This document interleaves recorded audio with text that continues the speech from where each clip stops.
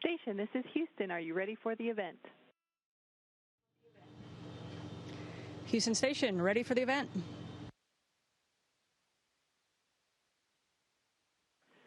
Mobius Science Center and Gonzaga Preparatory School. This is Mission Control, Houston. Please call station for a voice check. Station, this is Mobius Science Center and Gonzaga Preparatory School. How do you hear me? I have you loud and clear, and I'm very excited to hear from you. Welcome to Space Station.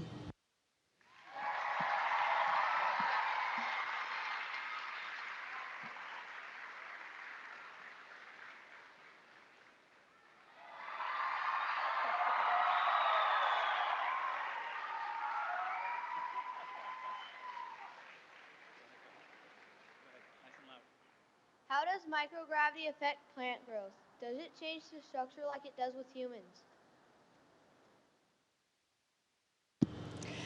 That's a great question right off the bat, because that is something that we are studying right now on Space Station. Right around the corner from me, we have a veggie plant growth facility that is replicating some of the future technologies that we're going to use to grow plants on Space Station. So plants have the same basic needs up here that they do on Earth, like light, water, and nutrients. And plants also grow toward the light source, just like they do on Earth. And we have found that the root growth direction are not impacted by microgravity or lighting. What's interesting is that seeds grown on the space station are very different.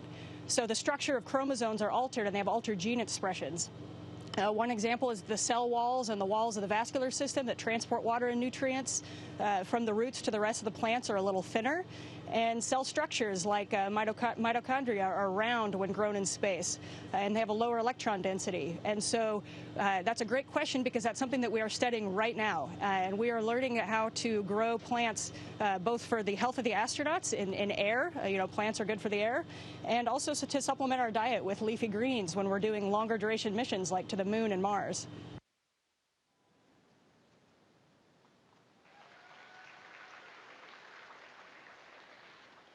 What is the biggest struggle or hardest task to do while in space?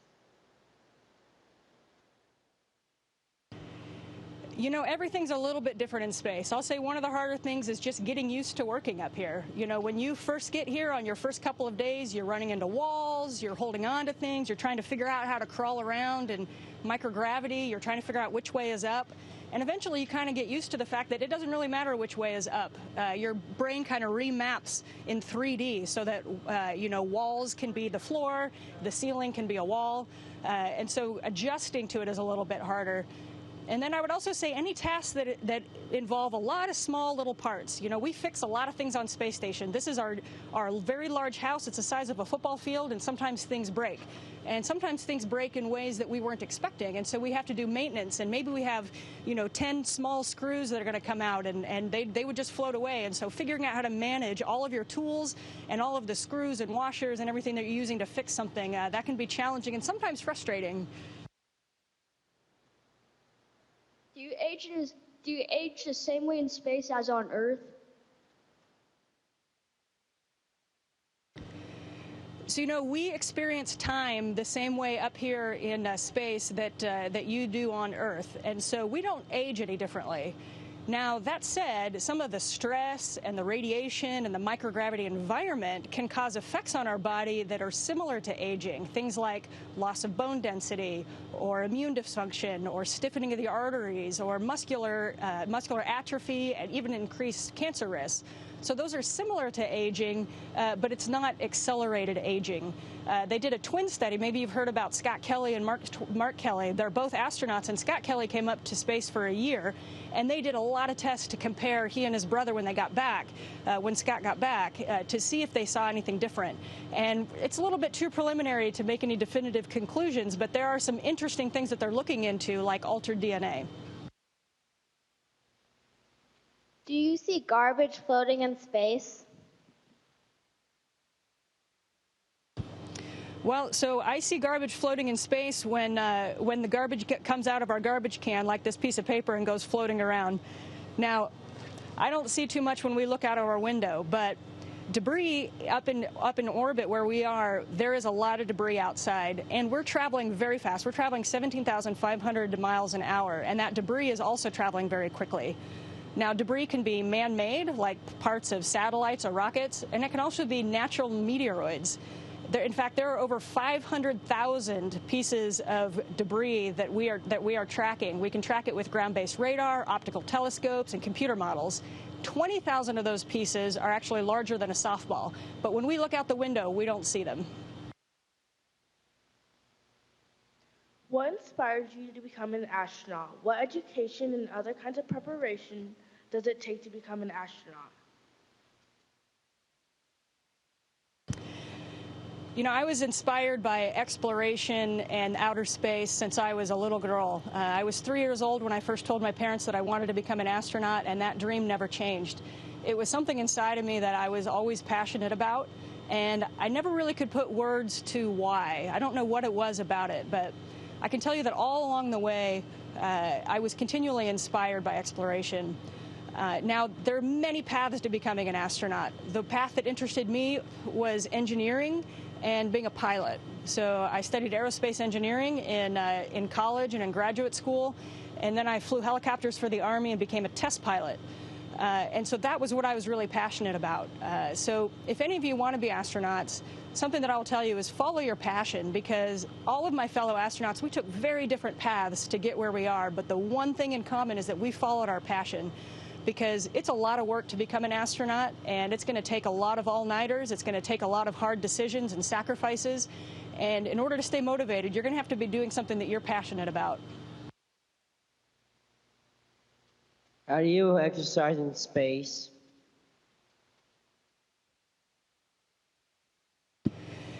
So exercise in space is really important. It's important not only so for our mood, just to morale of the crew, but also because our body is constantly subject to microgravity, which is similar to what happens to your body if you were on bed rest at all times. So we are not walking around, we're not using our calf muscles and our quads every single day as you're walking. So it is very important that we exercise. In fact, we exercise, hello Nick, we exercise every single day for between an hour and 2 hours. And we have 3 different exercise machines here on station.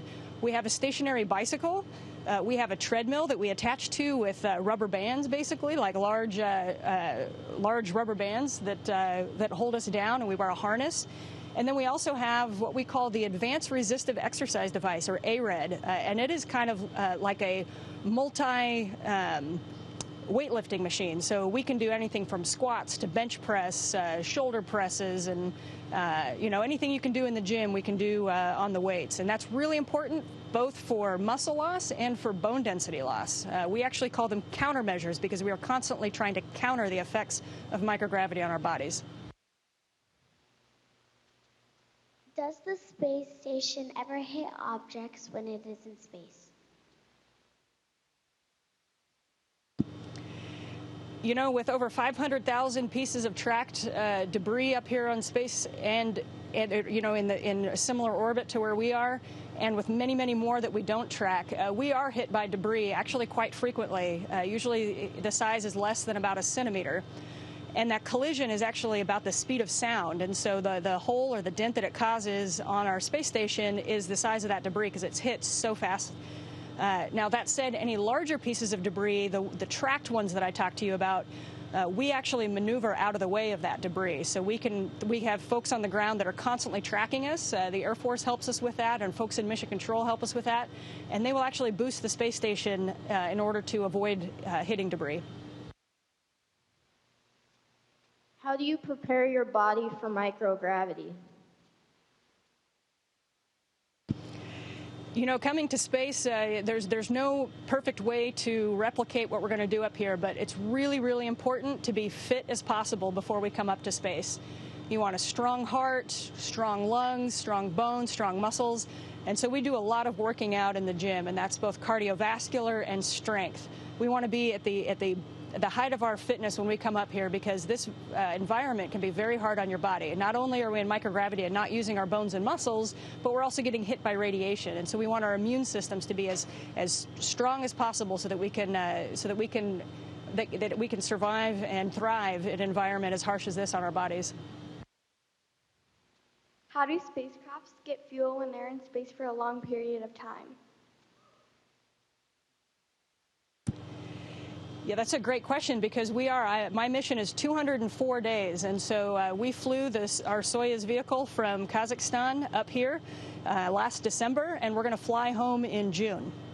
So for that vehicle, when we launch and land in the same vehicle, they planned the fuel to incorporate our entire mission. So we brought enough fuel with us. Now, the space station itself, we have kind of an interesting system. I told you about how we can move out of the way of orbital debris. What we actually do is when we have cargo resupply vehicles coming up to the space station, they bring extra fuel with them, and when we need to boost the space station, our first choice is to use fuel that those cargo vehicles brought with them. So, for instance, we use the Russian Progress vehicles that are docked to the bottom of the space station. We use their thrusters and their fuel. And in mission planning, the planners on Earth plan for enough fuel in order to be able to do that. What do you hope to see and learn about space in your future as an astronaut?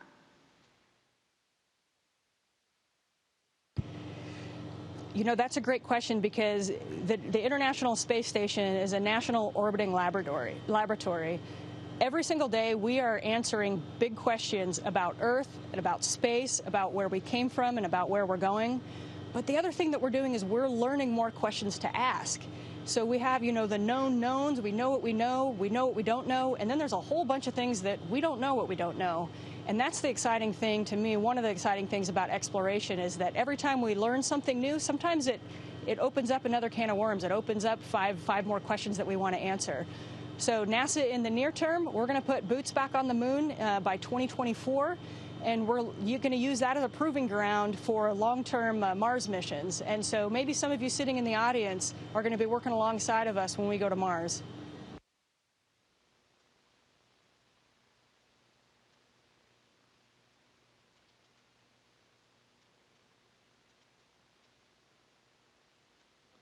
Did you feel any differences as the layers of the atmosphere changed as you traveled to the space station? Yeah, that's a fun question because I love talking about the launch because it was one of the most exciting days in my life for sure. The space station is about 250 miles off of Earth, and so that's not very far, actually. That's the distance if you guys got in your car and drove to Seattle this afternoon. That's how far away from the surface of the Earth we are.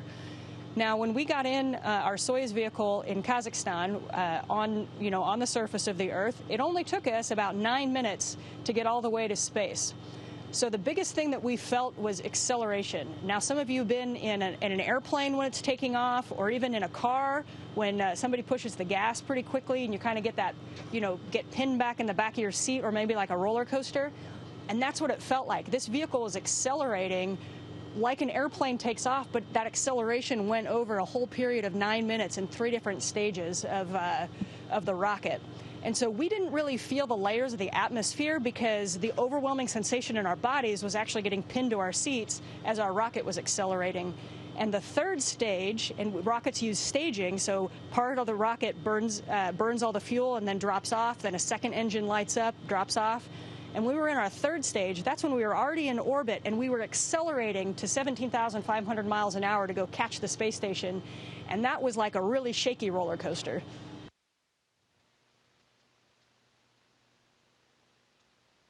To access internet on the space station, how do you sleep in space? So 2 good questions. Taking personal time for the astronauts' mental health is so important when we're up here for 6 months at a time.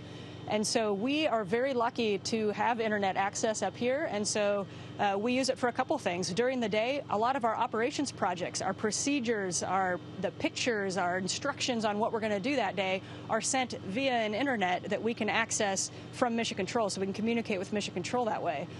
We also can use the internet for personal use on our off time, and that's a great way to keep up with family, check our email, things like that. And so we do have access to the internet.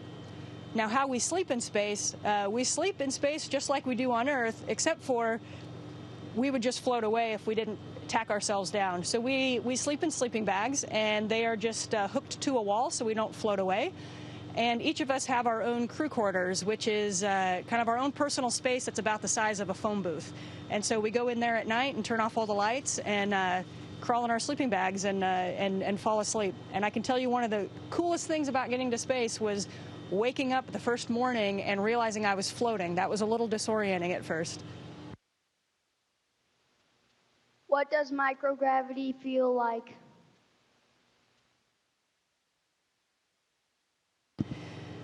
You know, microgravity, the first time that I was weightless, something that I realized was it was the first time I felt nothing on my whole body. If I float here, I feel nothing. I don't have any pressure on the bottom of my feet. I'm not standing up. Like all of you in the room, if you're standing up, you have pressure on the bottom of your feet. If you're sitting down, you have pressure on the back of your legs. If you're leaning up against the wall, then you have pressure on your back where you're pushing up against the wall. And all I can say is when you're floating, I feel nothing from head to toe. And that was one of the most poignant memories I have. The first time I floated it was the first time in my life that I had no sensation, external sensation on my body from head to foot.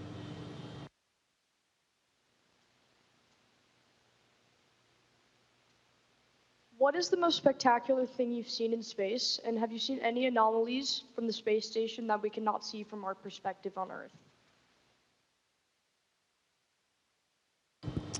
Yeah, two great questions. One of my favorite things to watch out the window is actually moonsets and moonrises. You know, the moon from here, it's like it jumps off the Earth. You can almost see it moving up in the sky, and it's like watching a moonrise or a moonset on fast forward. And it's just so beautiful to watch the curvature of the Earth and the moon just skipping off and coming up into the sky. That's definitely one of my favorite things. Now, as far as what looks different from here is just the perspective that we have. You know, we saw a very large tropical storm a couple months ago, and the perspective that I really got was, wow, this is a very, very large weather pattern that is affecting a very large portion of the Earth. Now, when we hear about these weather patterns on Earth, it's always attributed to being in a country or in one location. And from here, the perspective that you get is you look down at the Earth and you just see the very large hurricane and you realize these affect everybody in the same way. We don't see borders from space. And so one of the perspectives that it's given me is that, hey, Earth is small and we're all in this together, and we are all affected by the weather patterns, and we are all stewards of the environment, and we really need to take care of our Earth. Hi, my name is Addie DeCaro, and I'd like to thank you so much for your time. We enjoyed talking to you, and we wish you happy last weeks on the space station. Thank you. Thank you to everybody in Spokane. It was great to hear from you guys, and I can't wait to be back in the Pacific Northwest here in a few short months. Station, this is Houston ACR. That concludes the event.